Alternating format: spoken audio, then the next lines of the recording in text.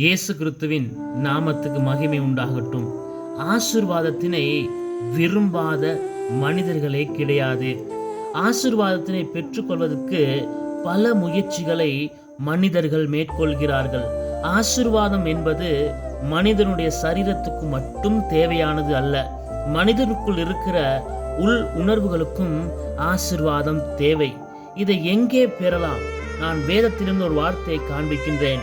யோவான் 14வது அதிகாரம் 9வது வசனம் சொல்லுகிறது, நானே வாசல், என் வழியாய் ஒருவன் உட்பிரவேசித்தால் அவன் ரட்சிக்கப்படுவான், அவன் உள்ளும் புறம்பும் சென்று மேய்ச்சலை கண்டடைவான் என்று சொல்லி, நம்முடைய கடினமான சூழ்நிலைக்கு ஒரே வழி இயேசு. அவருக்கு நாம் இடம் கொடுக்கும் பொழுது எங்களின் சரீர தேவைகளும் கிடைக்கும், உணர்வுகளுக்கு தேவையான ஊட்டமும் கிடைக்கும். ஆண்டவருக்கு உங்களுடைய வாழ்க்கையில் இடம் கொடுங்க. அவர் நித்தமும் உங்களை ஆசீர்வதித்து வறட்சியான நேரங்களில் கூட உங்களுடைய வாழ்க்கையை செழிப்பாக்குவார். ஆமென்.